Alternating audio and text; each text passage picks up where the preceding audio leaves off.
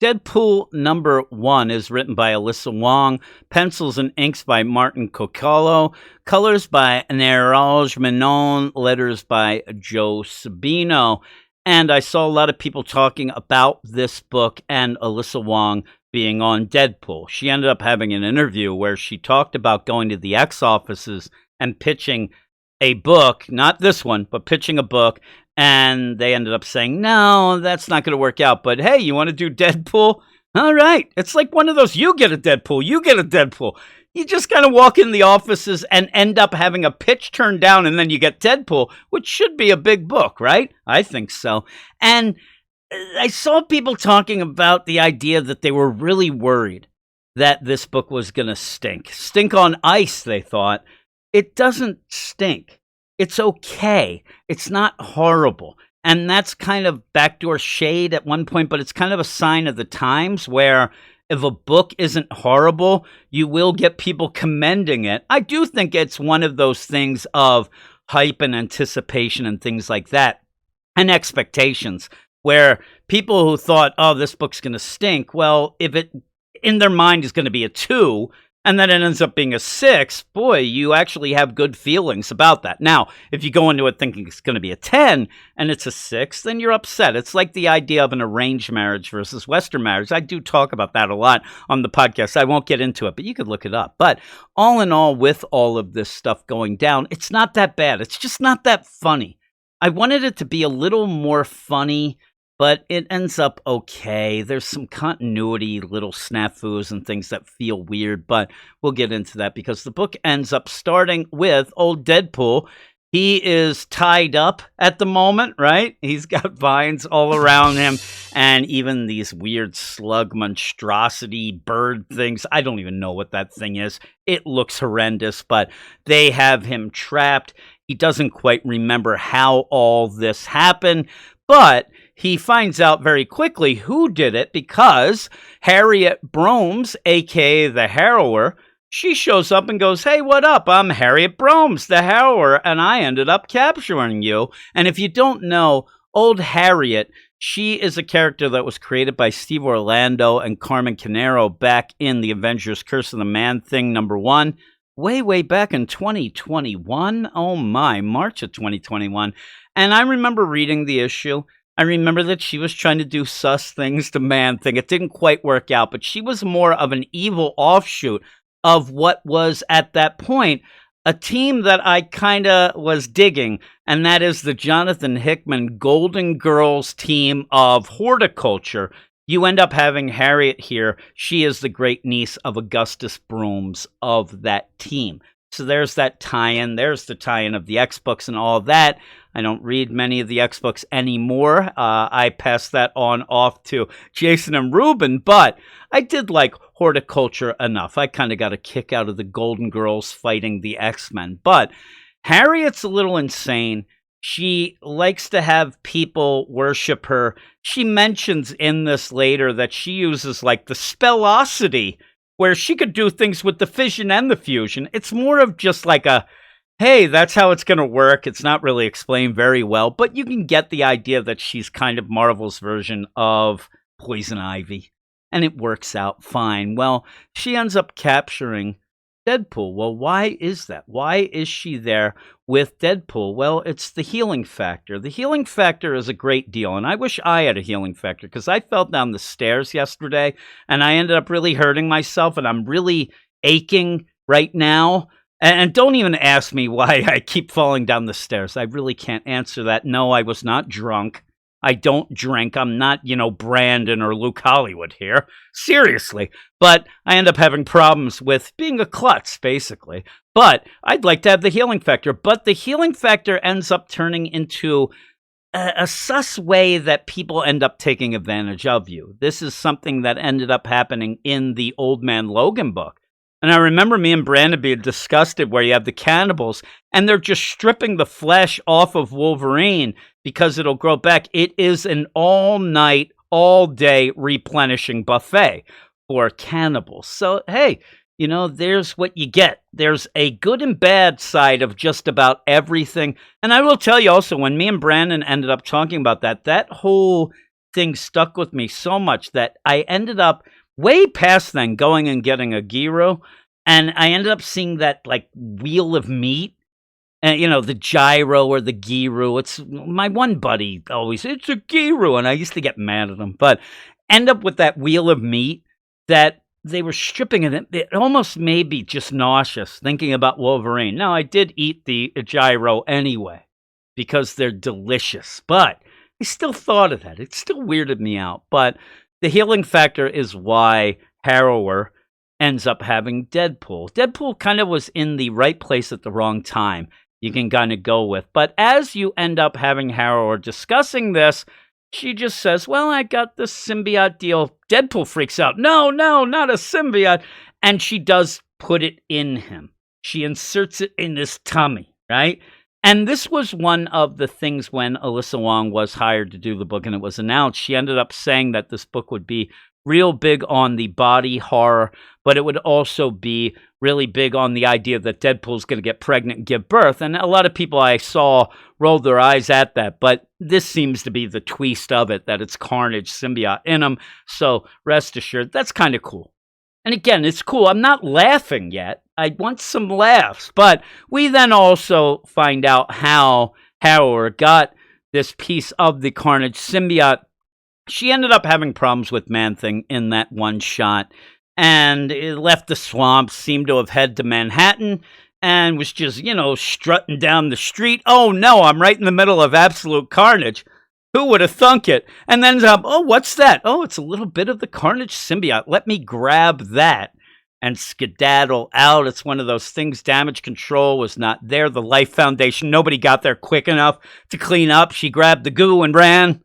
Wish you saw her just like sprinting out, but that's how she ended up getting it. Okay. Now, with the Carnage stuff, it's not that this goes against the Ram V book, but just kind of feels weird when you kind of have that going on at the same time, and Carnage and Cletus being separated, whatever. But this is kind of its side deal, little side piece of the Carnage symbiote. But she has it. It's inserted into Deadpool, and she talks about how she wants to have people worship her and do all this stuff and pretty much destroy humanity is what she's all about. I mean, it's Poison Ivy again, but she also has the fission and the fusion and the spellosity. She could do it all. She's the red, the green, and everything in between, baby. And then she's doing this. Deadpool's trying to get out, and then he's like, "Oh, wait a minute. I remember why I'm here. I was supposed to go and take down Doc Ock." And we find out what that's all about because Deadpool decides that he wants to be involved in the sexiest of sexy assassins, the Altair, a group of fashionable assassins. That kind of makes me laugh, and I kind of like the idea, number one, that you end up having Deadpool wanting to be a sexy assassin. Now, I'll also point out, and I didn't even think of this in the many times that I even tried to record this, you have to, and if you don't, Alyssa Wong, I'm gonna be upset. You have the Golden Girls, the horticulture, right in your midst here with Harrier, and that is something that Deadpool really, really likes. So if he could end up getting involved, even if horticulture has to come and, "Hey, sorry about all this, we'll take the great niece," so you have to get some Golden Girl involvement here. And if she doesn't do that, I'm out. I'm telling you right now, if she doesn't have that reference at some point in this arc, I am dropping this book and never looking back. That is my solemn promise to everybody. But back to Altair. You end up, if you want to be a sexy assassin and get part of the cool clothes, also some pretty cool benefits, you have to prove your worth. So this is why Deadpool is tasked with going and taking down Doc Ock. Now, Doc Ock, pretty big character in my mind, and kind of silly that you think he's going to end up taking him down. I want to know what the other schmucks ended up doing. Like, what is somebody there like, "Oh yeah, I took down Dr. Doom." No, you didn't. "Oh, no, I took down, Captain America." You didn't. So who in the scope of things did they take down that they end up being able to say you're only allowed in if you take down Doc Ock? I want to know answers, and I want to know them now.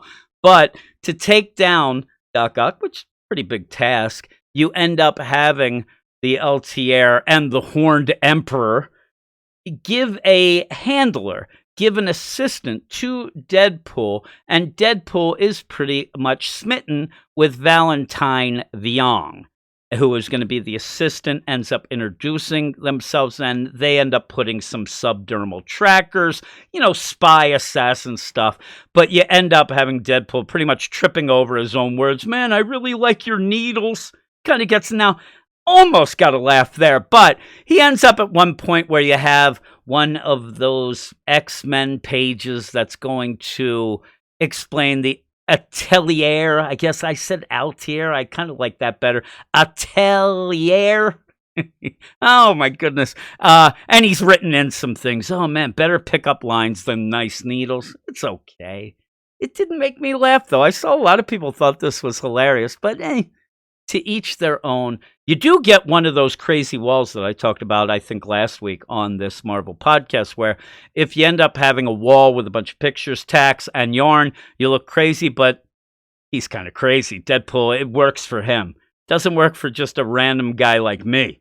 So you end up having that, and it's kind of a funny play where he's trying to figure out how he can break into Doc Ock's lab, take down Doc Ock, but also win the heart of Valentine. And okay, it's nice enough, but when he went over to do this and get the plan in motion, that's where we see that Harrower took him down. And there's a smart little play here because he has obviously his swords, and when he gets taken down and taken away by Harrower, the swords get left behind. He's going to need them in a minute. And I say it's a smart play because if Deadpool had the swords while he is imprisoned by Harrower, he's going to get out lickety-split. He still gets out pretty easy, but at least it takes him a little time and there's a fight. Then gets to the roof of Doc Ock's lab, being chased by Harrower and all her sus nonsense monstrosities, picks up the katanas and slices and dices so that he can then break into the lab and then go and try to take down Doc Ock. But he does get away from Harrower. It's an okay fight. You end up having one of the panels that I really liked where he ends up running full speed while Harrower and all these things are after him. Very Deadpool-esque. I like the art in this whole issue. But he ends up getting to the lab, as I said, getting the katanas and slicing and dicing.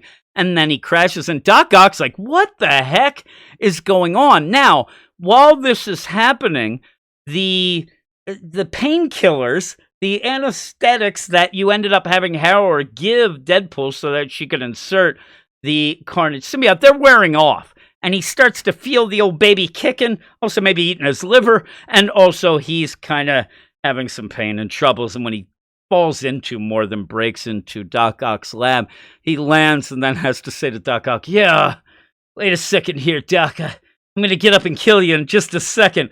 But as that ends up happening, all of a sudden you get a very alien scene where a Carnage hand just comes ripping through Deadpool's chest. Now, what in the heck do you think Doc Ock thinks is going on here? I mean, things are wacky. First up, when Deadpool shows up anytime, you're like, man, that's wacky. But then all of a sudden, he's having problems. He might be throwing up. He has an arm coming out of his chest. And then we do end it with what ends up being two Carnage arms coming out of Deadpool, looking very much like an Iron Spider suit kind of thing. But also their Harrower is like, oh man, Doc Ock says, what is this? And Harrower says, oh, that's pretty much a victory. That's pretty much success. Where you end up, she says, Carnage is coming. And you end up, Deadpool's like, what the heck is happening to me? So by the end, it's okay. It's not horrible. It's okay. I've said this a couple times. It's kind of a mid-type deal, but it's not bad enough that you wouldn't continue. But it's not good enough for me to say that, oh my God, you have to read this. This is the greatest thing ever. So with that, I'm going to give it a 6.9. 69, dude. I'm going to go 6.9 out of 10 and call it a day of, okay, it's better than I thought it was going to be. So I give kudos to Alyssa Wong.